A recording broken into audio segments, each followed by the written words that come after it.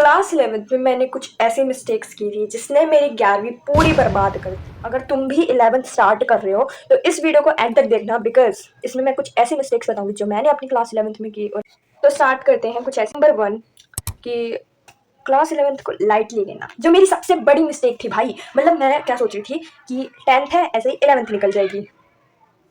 Also हमारा एक mindset जो बन जाता है ना कि भाई 10th में बोर्ड्स है तो हम मेहनत नहीं करें, 11th में आके चिल मारेंगे क्योंकि 12th में फिर बोर्ड्स हैं। देखो भाई, चिल मारना जरूरी है बट पढ़ाई भी जरूरी है। अब वो कैसे करना है मैं बताऊंगी। देखो, अब तुम्हें डेली कंसिस्टेंसी के साथ 1-2 घंटे पढ़ना है, बस ये ध्यान रखना। और पढ़ना है का मतलब ये है कि सेल्फ स्टडी करनी है, ठीक है। एक नंबर 2, अरे भाई वो मेरी सबसे बड़ी मिस्टेक थी। क्या थी? देखो, बैकलॉग क्रिएट करना। अब पता है मेरे साथ हुआ क्या? स्टार्टिंग में मैंने सोच लिया था कि मैं हर एक क्लास अटेम्प्ट करूंगी क्योंकि मैंने बैच ले रखा था। बट जैसे जैसे आगे बढ़ते गए मेरी धीरे धीरे क्लासेस छूटती गई। पहले एक क्लास छूटी, फिर 2, फिर 3, और ऐसे करते करते मेरी पूरे साल की क्लास छूट गई है। मतलब ऐसी बात नहीं है मैं नहीं लेती थी, मैं लेती थी बट मुझे फ़ोन नहीं मिलता था कई बार। तो लाइक ये बैकलॉग क्रिएट नहीं करने हैं। अगर फ़ोन नहीं मिलता ना भाई, यूट्यूब से पढ़ लो, बैच लेने का कोई फ़ायदा नहीं है, मैं पहले ही बता रही हूँ। अगर बैच लेते हो तो ध्यान रखो फ़ोन मिल जाए टाइम पे, जिस टाइम पे वो लाइव क्लासेस आती है।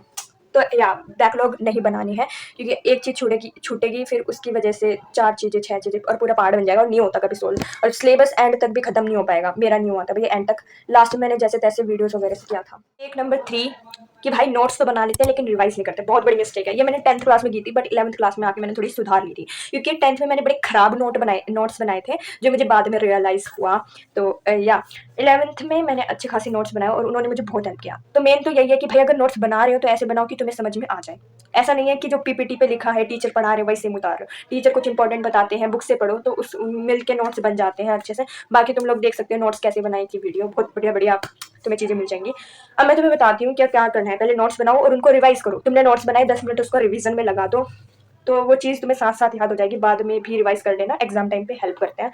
तो मतलब नोट्स बनाओ, रिवाइज करो, ये कर लेना क्योंकि कई लोग होते हैं नोट्स बना लेते हैं लेकिन रिवीजन नहीं करते हैं तो उससे कम मार्क्स हो जाते हैं। स्टेप नंबर 4, कंसिस्टेंसी ना रखना। देखो, कंसिस्टेंसी बहुत इंपॉर्टेंट है। मतलब कि अगर तुम आज पढ़ रहे हो तो ऐसा नहीं है कल नहीं पढ़ना। आज पढ़ रहे हो कल भी पढ़ो।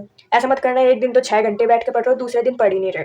ये गलती बहुत करते हैं लोग। तो ये नहीं करना है। डेली पढ़ो, 1-2 घंटे पढ़ो बेशक लेकिन डेली पढ़ो। ये तुम्हारा रहना चाहिए कि डेली पढ़ना है, चाहे 1 घंटे पढ़ो 2 घंटे पढ़ो, ठीक है। मिलते हैं नेक्स्ट वीडियो में। और हाँ, अगर तुम्हारा अभी भी कोई डाउट है 11th 10th 12th से रिलेटेड, बाय द वे मैं 12th क्लास में हो चुकी हूँ, ऑफिशियली नहीं हुई हूँ क्योंकि मेरा रिजल्ट नहीं आया है। तो रिजल्ट आएगा तो उसकी वीडियो भी आएगी। हाँ ठीक है, बताऊंगी क्या परसेंटेज आई क्या हुआ।